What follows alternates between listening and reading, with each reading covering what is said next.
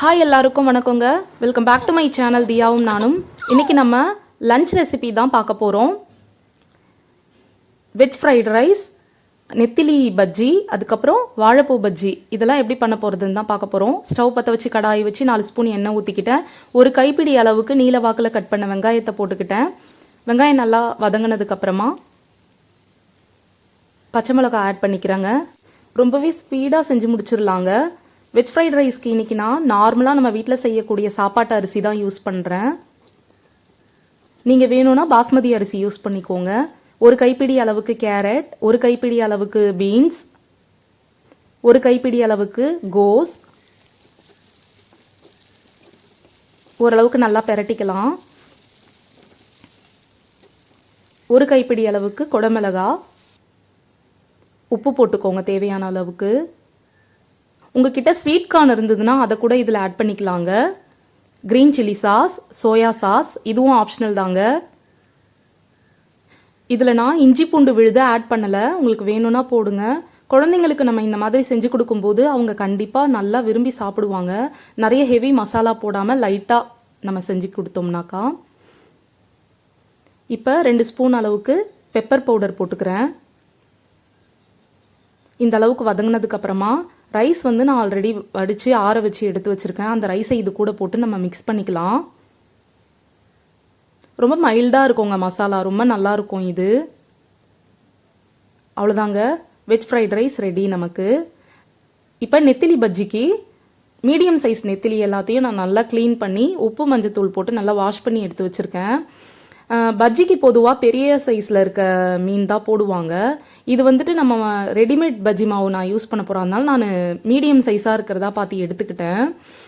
அதுக்கப்புறம் இதில் முன்னாடியே நம்ம மசாலாலாம் போட்டு ஓரளவுக்கு ஊற வச்சுக்கலாம். அப்போ தான் இது நல்லாயிருக்கும் டேஸ்ட்டு. கொஞ்சமாக உப்பு போட்டுக்கிறேன், ஏன்னா ரெடிமேட் பஜ்ஜி மாவில் ஆல்ரெடி உப்பு காரம் எல்லாமே இருக்கும். இப்போ மஞ்சத்தூள் கொஞ்சம் போட்டுக்கிறேன். இது எல்லாமே இந்த மீனுக்கு தேவையானது தான் நான் போடுறேன் கொஞ்சம் கொஞ்சமாக, ஏன்னா மசாலா கொஞ்சம் ஊறணும்ல, அதுக்காக. இஞ்சி பூண்டு விழுது கொஞ்சமாக ஆட் பண்ணிக்கிறேன். ஃப்ளேவர் ரொம்ப நல்லா இருக்குங்க. குழந்தைங்களுக்கெல்லாம் கொடுக்குறீங்க, அவங்களுக்கு பிடிக்காதுன்னா ஸ்கிப் பண்ணிவிடுங்க.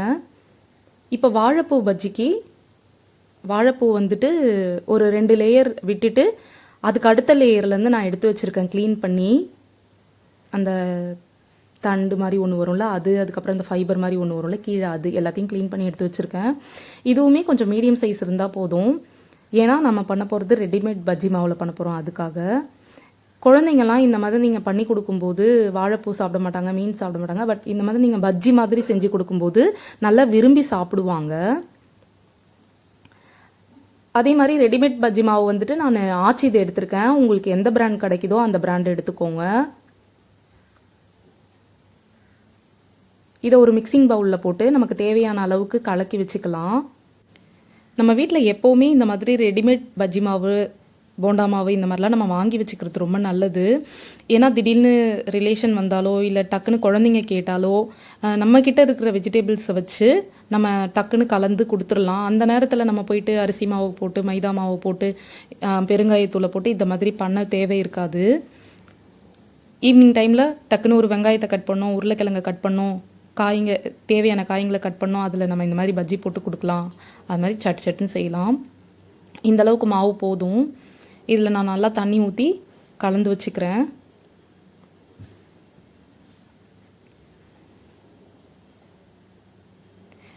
இந்த மாதிரி நம்ம நெத்திலி மீன், அதுக்கப்புறம் அந்த வாழைப்பூ இதெல்லாம் பஜ்ஜி நம்ம போட்டு எடுத்து சாப்பிடும்போது அவ்வளோ க்ரன்ச்சியாக இருக்குங்க. அப்படியே நல்ல கிறிஸ்பாக இருக்கும். குழந்தைங்க கண்டிப்பாக விரும்பி சாப்பிட்ருவாங்க. எண்ணெய் தேவையான அளவுக்கு ஊற்றிக்கலாம். நான் கொஞ்சம் கம்மியாக தான் ஊற்றுறேன், ஏன்னா இதில் மீன் பொரிக்கிறோம் இல்லையா, அந்த எண்ணெயை எடுத்து வச்சு திருப்பி நம்மளால் யூஸ் பண்ண முடியாது. அதே மாதிரி வாழைப்பூ இருக்குல்லங்க, அதை இந்த இடத்துல பிடிச்சி டிப் பண்ணி போடுங்க. அந்த காம்பு பக்கம் இருக்குல்ல, அதில் போட்டிங்கன்னா அந்த பூவெல்லாம் அப்படியே விரிஞ்சு போய் ஒரு மாதிரி ஓப்பன் ஆகிடும். அதுக்காக.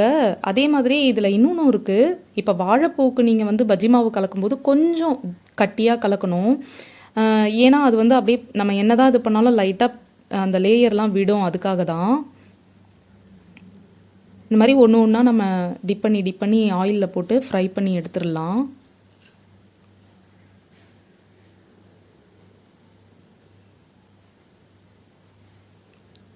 பாருங்கள், அவ்வளோ கேர்ஃபுல்லாக போட்டு கூட லைட்டாக பிரியுது.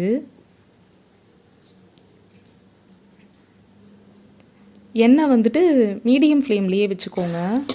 ரொம்ப ஹையாகவும் வேணாம், ரொம்ப லோவாகவும் வேணாம், மீடியமாக இருக்கட்டும். நான் வந்து இப்போ இது வீட்டுக்கு செய்யறதுனால கலர் பொடிலாம் போடலை. உங்களுக்கு வேணும்னா காஷ்மீரி சில்லி பவுடர் இருக்குல்ல, அது போட்டுக்கோங்க, அது கொஞ்சம் கலர் கொடுக்கும். ஆனால் என்னை பொறுத்த வரைக்கும் ஆர்டிஃபிஷியல் கலர்லாம் அவ்வளோவா சேர்க்காதீங்க, மேக்ஸிமம் சேர்க்காதீங்க, அவாய்ட் பண்ணிக்கோங்க.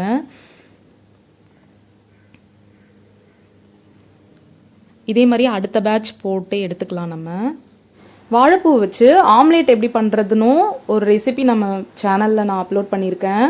தேவைப்பட்டுச்சுன்னா மேலே இருக்க ஐ பட்டனை ப்ரெஸ் பண்ணி பாருங்கள்.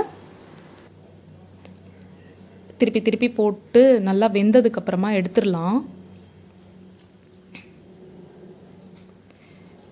இந்த மாதிரி பஜ்ஜி நம்ம செய்கிறோம்ல வாழைப்பூ, இது வந்து இப்போ நெத்திலி டிப் பண்ணி போடுறேன், நெத்திலி மீனை டிப் பண்ணி போடுறேன்.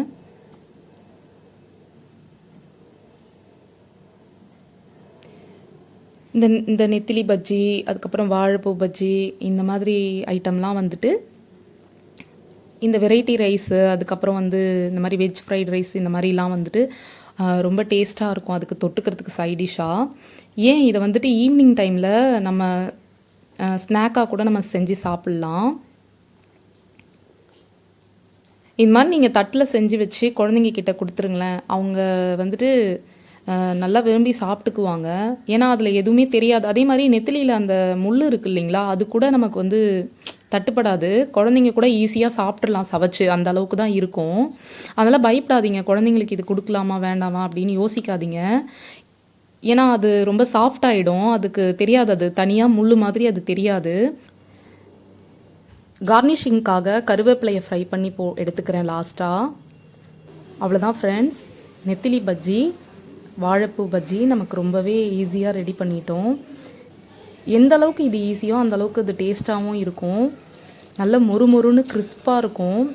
பாருங்கள், இது வாழைப்பூ எவ்வளோ கிறிஸ்பாக இருக்குது பாருங்கள்.